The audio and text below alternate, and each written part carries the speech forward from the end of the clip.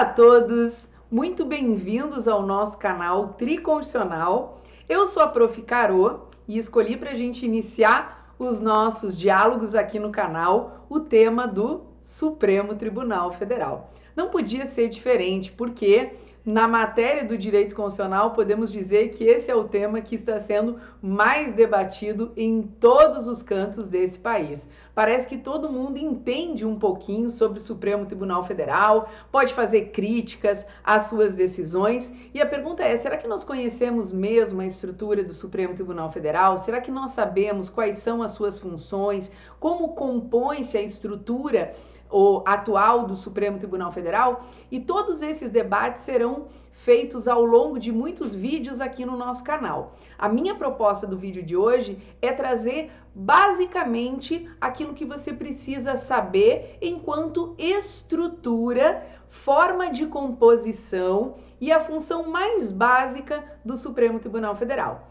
Eu vou iniciar compartilhando uma imagem com vocês de um pequeno esquema para que fique mais claro aquilo que eu vou tentar abordar com vocês. Nós vamos falar, portanto, da composição do Supremo Tribunal Federal, vamos falar de quem deve indicar o Supremo Tribunal Federal, quem que aprova essa indicação, como o Supremo Tribunal Federal ele trabalha, porque ele se divide em turmas, e vamos falar brevemente de qual a missão que o Supremo Tribunal Federal recebe na Constituição, que na verdade não é apenas uma missão, mas hoje eu escolhi falar sobre o papel dele como guardião da Constituição. Então prestem bem atenção nos pontos que nós vamos abordar. Quero iniciar lembrando como se dá, na verdade, a composição do Supremo Tribunal Federal. Nós optamos por uma indicação por parte do presidente da República. Então, nós vamos compor o Supremo Tribunal Federal a partir da indicação do presidente da República. Esse é um ponto que costuma ser objeto de crítica de boa parte tanto dos juristas quanto da sociedade de forma em geral. O fato dos ministros serem indicados pelo presidente da República, o que pressupõe, evidente, uma indicação política. Isso ocorre só no Brasil? Esse é o primeiro detalhe. Isso não é uma característica só da Corte brasileira. Há muitos outros tribunais que também compõem-se com indicação política, outros terão uma forma mista, né, de composição. No caso brasileiro, você será indicado pelo presidente da República. Então isso já está na própria função atribuída para o presidente da República na Constituição. Então, exclusivamente o presidente da República terá, na verdade, esse papel importante na formação do Supremo Tribunal Federal? A resposta também é não. Por quê? Porque também essa indicação ela precisa ser aprovada pelo Senado, né? Então nós teremos uma aprovação pelo Senado, que é um poder político também. Então, pela maioria absoluta, nós teremos que aprovar aquele nome indicado pelo presidente da República. Muitos críticos dizem: então o Supremo Tribunal Federal seria um tribunal político em face dessa indicação. Eu não concordaria com essa afirmação, porque apesar de a indicação se dar nesses termos, todas as fundamentações das decisões do Supremo Tribunal Federal, elas devem ser fundamentações de ordem jurídica. E isto não é um fenômeno que acontece só no Brasil. No entanto, quantos serão os ministros que vão compor a nossa corte, né? O Brasil optou pela composição de 11 ministros. Esses 11 ministros, eles vão trabalhar em duas turmas. Então, você vai ter uma turma de 5 ministros e a outra turma de 5 ministros. Nesse caso, né, o presidente do Supremo Tribunal Federal não vai compor nenhuma das turmas. Toda vez que a gente utiliza a expressão "foi decidido pelo Pleno do Supremo Tribunal Federal", significa dizer que é a reunião de todos. E quando a gente diz "foi decidido por uma turma", vocês já sabem que, então, está atuando ali 5 ministros que compõem a primeira turma, 5 ministros que compõem a segunda turma. Outra característica que costuma ser bem polêmica no caso do Supremo Tribunal Federal é o fato deles não terem um prazo para o exercício, né, da sua indicação. Uma vez indicado, a sua aposentadoria compulsória será aos 75 anos. Então, na realidade, nós temos que observar quais são os critérios para você ser indicado, porque uma vez que você for indicado, você vai se manter nessa posição até a sua aposentadoria. Existem outros sistemas que colocam prazo para mandatos, então ele vai ter um prazo de mandato de 6 anos, prorrogado por um período, podendo no máximo ficar até 12 anos, e há muitas formas de composição. No caso do Brasil, a gente já sabe que é essa. Então vamos aos critérios. Para ser indicado para o Supremo Tribunal Federal, o primeiro critério é ter no mínimo 35 anos, até 70 anos. Então, a indicação, ela tem uma idade. Nós mudamos o prazo dessa indicação, porque antes se aposentava compulsoriamente aos 70, daí nós tivemos uma reforma à Constituição, passou a ser os 75 anos. Por essa razão que agora nós podemos indicar até ele completar 70 anos. Então, o primeiro critério é essa idade.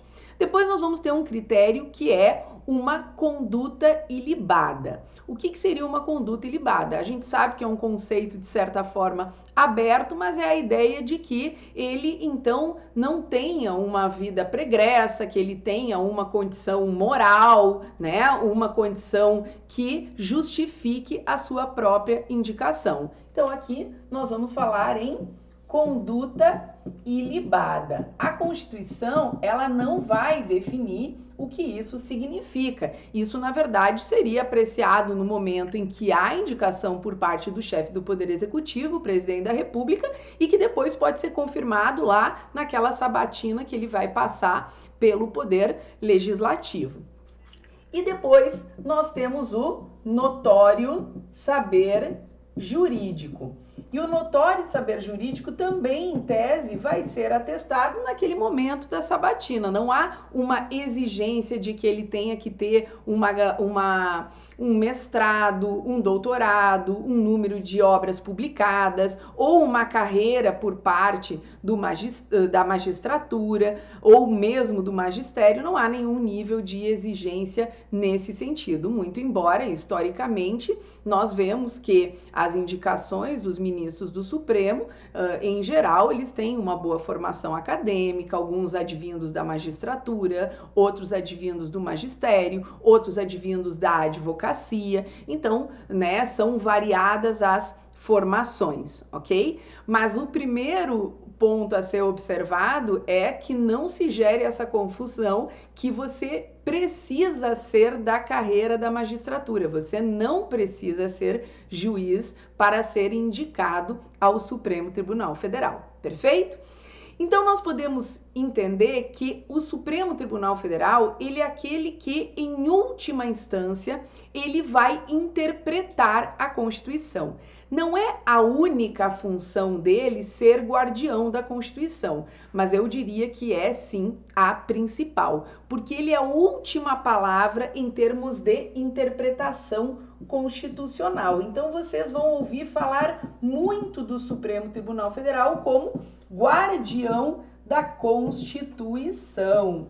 Como guardião da Constituição, o Supremo Tribunal Federal, ele vai encerrar o debate envolvendo a interpretação constitucional. Logo, não há nenhuma esfera superior para recorrer, para rediscutir a decisão que foi emanada pelo Supremo. O que também, de certa forma, é coerente, porque quem controla o controlador é uma eterna pergunta e nós temos que colocar um fim na questão, na lide jurídica. Se nós sempre criarmos um outro órgão para controlar aquele que decidiu por último, seria infinito a recursividade do sistema. Então é importante que alguém tome a decisão final, o que pressupõe também que muitas vezes pode dar uma correta interpretação, em outros momentos a interpretação pode também não ser a mais adequada e futuramente essa interpretação ser revista a partir de novas decisões do Supremo Tribunal Federal acerca daquela matéria. Não seria novidade dizer que o Supremo Tribunal Federal já reinterpretou a sua jurisprudência, já mudou de posicionamento, tanto com a evolução da sociedade, como diante da apresentação de novos argumentos. Mas para a gente encerrar aqui o nosso debate, é também importante pensar por que o Supremo Tribunal Federal, então, está sempre no centro dos debates, está sempre em todos os pontos de polêmica quando a gente trata de Estado democrático de direito. E também é comum nós imaginarmos essa situação não só no Brasil, mas em todas as partes do mundo que temos tribunais constitucionais. Por quê? Porque o Poder Judiciário, ele também fará o controle das decisões do Poder Executivo, do Poder Legislativo. E justamente essa revisão gera muitos conflitos, assim como o alargamento do reconhecimento de uma série de direitos constitucionais faz com que as nossas demandas se tornem cada vez mais complexas e a gente provoque o Poder Judiciário para saber qual é essa correta interpretação. Então, existe, por um lado, uma consequência lógica por parte da ampliação dos poderes do Supremo Tribunal Federal e do Poder Judiciário como um todo, em face dessa ampliação dos próprios direitos fundamentais, pelo fato também da Constituição ter uma linguagem mais aberta, o que também requer interpretação, né, dos seus conteúdos. Toda e qualquer norma requer interpretação. E, por outro lado, pode ser uma característica também do nosso Supremo Tribunal Federal, um tribunal que tem se manifestado em muitas questões políticas, que tem tomado um certo protagonismo, que pode ser bom ou ruim, isso será objeto de outros vídeos, mas que de fato também tem dado um certo destaque à nossa corte nesses últimos anos. Mas é sempre bom lembrar que ele é provocado a fazer isso. Então, se de um lado ele se manifesta, por outro, nós também temos a ampliação de instrumentos para provocar o Supremo Tribunal Federal, como aconteceu com a Constituição de 88 e a ampliação do controle concentrado de constitucionalidade. As ações diretas de inconstitucionalidade, ação declaratória, arguição de descumprimento de preceito fundamental, também foram instrumentos muito importantes para poder gerar esse protagonismo e essa ampliação da própria atuação do Supremo Tribunal Federal, que será objeto de muitos vídeos aqui no canal. Então você fica ligado com a gente, se você gostou, você curte o vídeo, compartilha e não deixe de estar aqui toda semana com a gente acompanhando as nossas novidades. Um grande beijo a todos e até o nosso próximo vídeo.